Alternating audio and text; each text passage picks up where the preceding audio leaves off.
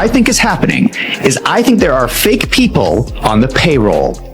I think that paychecks are getting sent to people who do not really exist. Right, you guys. So a week before Charlie lost his life, he expressed some concerns about the finances at Turning Point USA. All right, this story is genuinely unbelievable. We're talking chaos, serious fraud accusations, huge sums of money, and a ton of unanswered questions. There's a lot to unpack here. So let's jump straight in. At this very moment, Erika Kirk is reportedly freaking out. And the reason? Turning Point USA donors, the same people who financially supported this entire operation, are now demanding refunds. And this isn't just a couple of unhappy contributors, not at all. Some donors are openly and publicly accusing her of fraud. Let that sink in. This is an organization that was built on trust, loyalty, and conservative principles. And now that foundation is cracking fast. The trust is falling apart at lightning speed. And honestly, things only get more intense from here. So that's a major issue, right? And that's where I started realizing a lot of this money in these nonprofit organizations are going in and out. Multiple sources, and yes, more than a few, have been quietly saying that Turning Point USA was recently being investigated. Investigated for what? Their finances. That's right. Political insiders had been murmuring for a while that the numbers just weren't lining up. The financials didn't make sense, but then suddenly the investigation vanished. Just like that. Gone without explanation. Naturally, people started connecting dots. Erika's close ties to Trump, many believe those connections may have helped make the whole issue disappear pretty quickly. And speaking of Trump, let's rewind for a moment. Erika Kirk, former Miss Arizona pageant winner. Sounds innocent enough, right? But here's the twist. Those pageants were owned by Donald Trump at the time. So this connection goes way back. This isn't new. This is long-standing, old-school political networking. Now here's where things really raise eyebrows. Charlie Kirk dies suddenly and tragically. But instead of financial activity slowing down at Turning Point USA, it ramps up. Money starts moving, a lot of money. Naturally, people notice. The internet does what it always does, like it investigates. Influencers like Candace Owens openly encouraged donors to request refunds. And surprisingly, many actually did. Even small donors, like people who only donated around $50, started asking for their money back. That is almost unheard of for TPUSA's hardcore base. These are diehard conservatives. But even they started saying something doesn't feel right. And here's another major concern. Since Charlie's death, Turning Point USA has reportedly received millions in donations, but a large portion of that money is coming from anonymous sources. Nobody knows who's donating. There's zero transparency, and that makes people nervous. Where is this money coming from? Who's behind it? And where is it actually going? Now let's take a closer look at Erika's personal finances, because this is where things really get complicated. Since Charlie passed away, Erika Kirk has reportedly received nearly $10 million through donations and fundraisers. Yes, nearly $10 million. On top of that, she's earning money from book sales, media contracts, brand partnerships, and more. Then there's the life insurance payout, estimated to be another $10 million. That puts us at $20 million already. Add to that the Arizona home they shared, which sold for $5.25 million. After the mortgage was paid off, that left roughly $2 million in profit going directly to her. And if that wasn't enough, Tucker Carlson's brand ALP.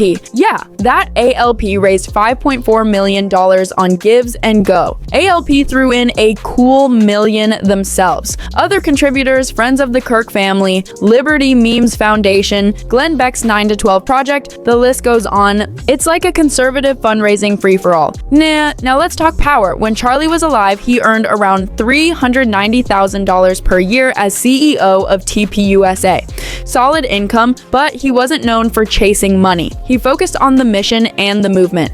Now Erika has taken over as CEO, and she's expected to earn at least that same salary, like possibly more. But here's the part that doesn't get enough attention. Erika didn't just take over the nonprofit. She inherited Charlie's entire for-profit empire. We're talking Resolute Media Group, Charlie Kirk LLC, which is a consulting firm, by the way. All of it. That means she controls both the nonprofit side and the private, profit-driven businesses. Everything flows through her. So donors are asking a very reasonable question. If Erika already has control over millions, tens of millions, why is Turning Point USA still aggressively fundraising? What's the money for? That's where online speculation explodes. Allegations of offshore accounts, secret financial arrangements, and hidden money trails are spreading everywhere. Are these claims proven? No. But the complete lack of transparency is what's fueling suspicion. People don't trust what they can't see, and once trust starts to break, people dig deeper. Erika's past is now under a microscope. Questions about her credibility are surfacing non-stop. Allegedly, she claimed she had never dated before Charlie, which some now dispute. There's also the charity she said she founded at age 17. Impressive if accurate, but it raises questions about documentation and oversight. Her polished public image, once flawless, is now showing cracks, and people are noticing. I believe that we all have angels in our lives,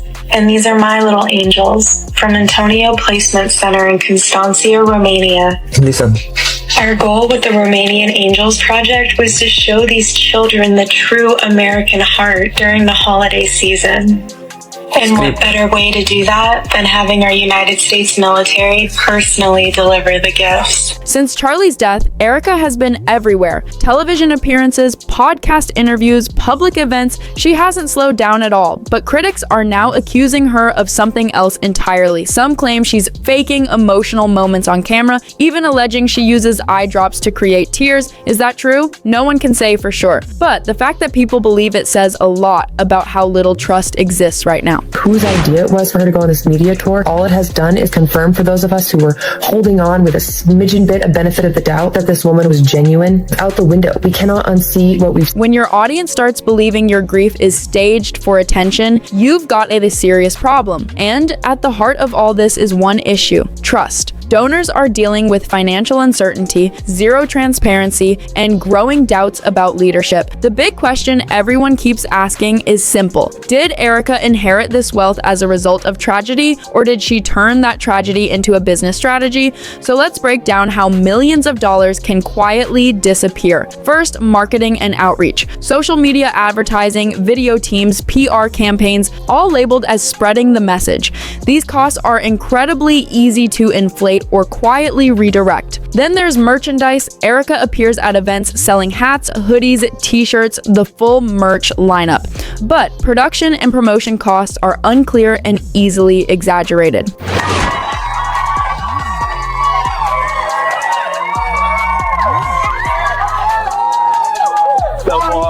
Next are payments to insiders, and thus staff, speakers, event guests. These are all categorized as legitimate expenses. Take Cabot Phillips, for example.